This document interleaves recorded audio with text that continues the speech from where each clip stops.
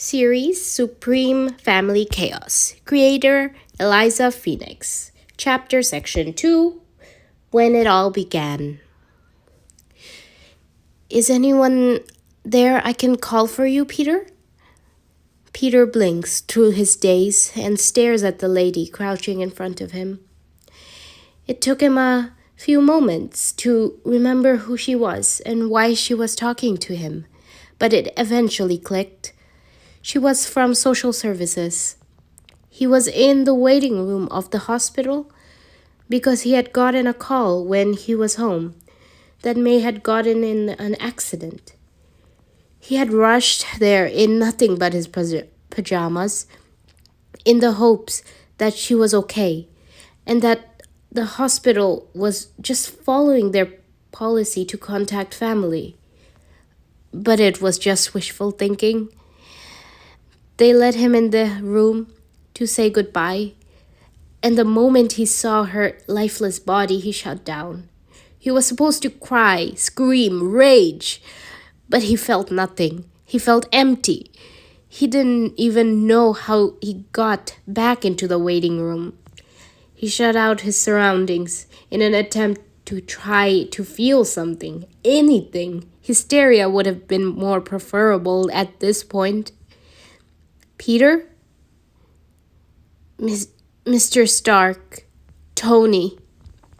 The lady gave him a bit of skeptical look, but he ignores her and zones out again when she walks away to contact his mentor. He was a busy man, but he was the only one Peter could think of beside Ned and his parents, and he wasn't about to burden them with his problems. At the very least, Tony would send one of the Avengers to pick him up and look after him until the Child Protective Services put him in the system. He was really an orphan now. He had no home, and even if they found one for him, there would be no more Spider-Man. It would be hard enough to explain his metabolism and his rare sensory overload attacks. On the upside, he would only be in the system for 2.5 years until he turned 18. Then he could be his better half again. Bruce! Peter! The teen claws himself back to reality and finds himself looking at Tony. Hey, kiddo. Steven's going to sit with you while I go deal with some paperwork, okay? Then we'll go home.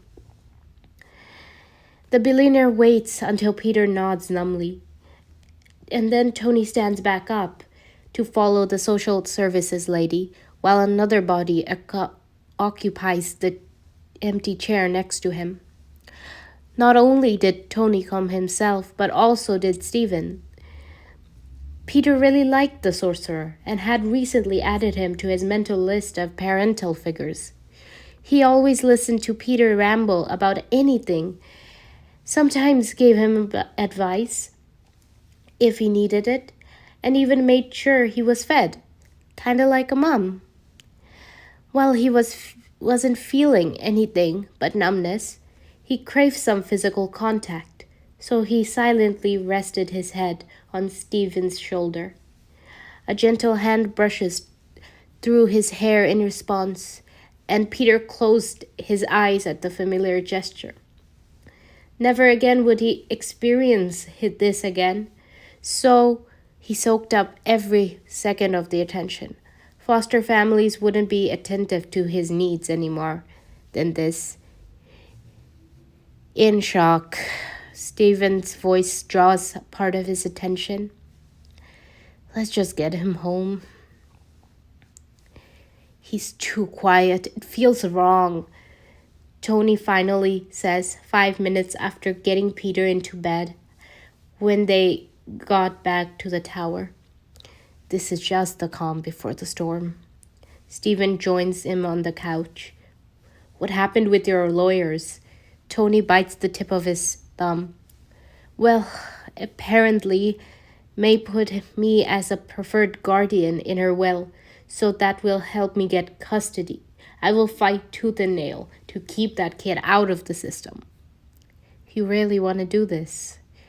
It was a statement, not a question, but Tony still gave him a bewildered look. Of course I do. If I didn't, I wouldn't have bothered picking him up. He's my kid. The genius nearly shouts. Stephen merely smiles at the outburst. That's good to know. If you didn't, I would have. Tony visibly deflates at his boyfriend's words. Here he was yelling at someone that was trying to keep him calm and support both him and the sleeping teenager, and Stephen still stayed.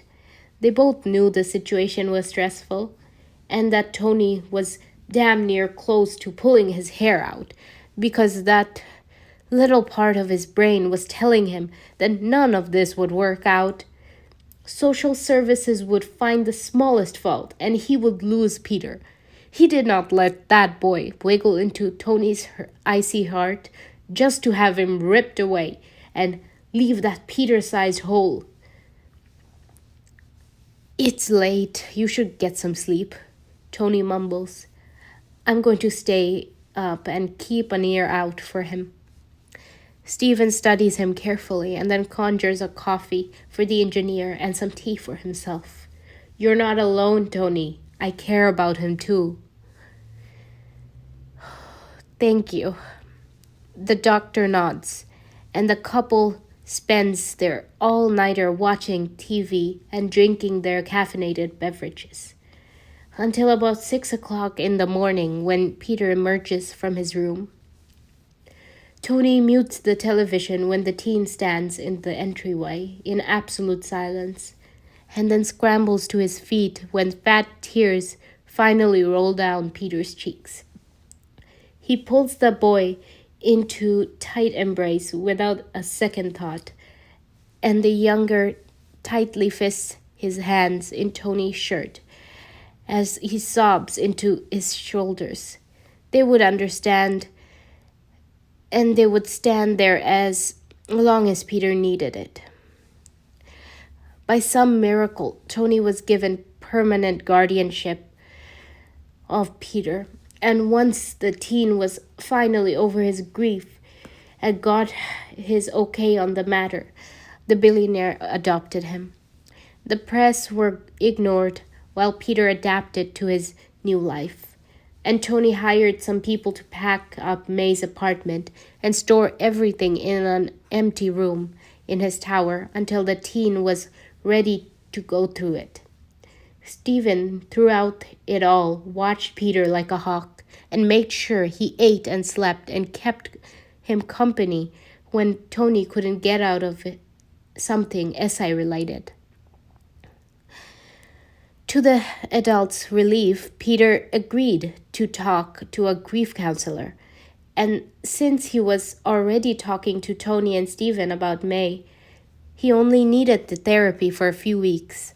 It was really just to be sure he was actually okay, considering the circumstances, and the counselor gave them some signs to watch out for after Peter's last session. Thankfully, the teen was recovering and seemed happier than he did in months. He was eating voluntarily, so Stephen didn't have to nearly shove food down his throat, and was starting to talk about going out as Spider-Man again. He hadn't done that since May died. Currently, Peter was eating one of his hamburgers the sorcerer made for him, and as Stephen started on another one. Do you think Dad will let me go out on patrol tonight? That was another new thing. Peter started calling Tony Dad a few weeks after the adoption was validated, and it was completely by mistake. It slipped out of his mouth one day while they were in the lab, and before the teen could apologize, Tony smiled and answered the boy's question. It was enough to tell Peter that the mechanic didn't mind the term one bit, although he did ask Tony, though, through some adorable stuttering a few days later, if it was actually okay. Stephen slides the second hamburger onto Peter's plate, just as the teen tosses the last bit of his first one into his mouth. The teen builds his second hamburger while Steven finally starts on his own. Are you ready for that? Peter swallows the first bite of his second hamburger and nods. Yeah, I haven't left the tower since the funeral, and I wanted something familiar in my day again. I kind of miss being Spider-Man. I don't see why not then. Have you finished your homework for Monday? Peter nods again as Stephen builds his own hamburger and bites into it. The teen had stayed home the first couple of weeks after May's death, and the school sent his assignment by email, and then for another week after his adoption. Peter actually asked to go back to school so he had some normalcy in his life again, and promised to call one of them if it got too much. It actually helped a bit with his recovery. Please tell me you made me one of those. Tony drags himself into the kitchen, covered in oil smudges, and Stephen pushes the lone plate with a finished hamburger over to him. The man practically moans at the first bite and slumps against the counter. I really needed this. Are you done having a foodgasm over there? Peter asks and causes both men to nearly choke on their food in surprise. Can I go out on patrol tonight? Tony hits his chest and coughs to clear his airway before answering. Homework? Finished. You sure you're ready to go out? Yes. Then yes, on the condition you call one of us if you get something as small as a scratch. If it bleeds, fair enough. Tony had protocols in Peter's suit, so he tried to lay off any extra rules beside the typical homework first. And in the future, not when sick. If Peter had the sniffles, Spider-Man stayed in bed. So, with excitement, Peter suited up later in the evening, crawled out of the window Friday opened for him. While he was gone, some of the Avengers came up to the newly titled family floor to watch movies. So when Peter returned to the tower at midnight on the dot, his weekend curfew that Stephen surprisingly set, he was half asleep and on his feet and not aware of the extra inhabitants. I'm home, Mom. I'm going to bed. Peter freezes in the next instant and looks at Stephen with mortification as the sorcerer stands and walks over to the teen. Stephen gently leads him into his room with a small smile, quietly reminds him to brush his teeth and closes the bedroom door before returning to the living room to find all the Avengers staring at him. Then Tony broke the silence by laughing hysterically. When his laughter finally died down, the engineer wiped the happy tears away. Friday! Send that recording to Rhodey and Happy. Way ahead of you, boss. It was the start of Steven's protective mama bear side.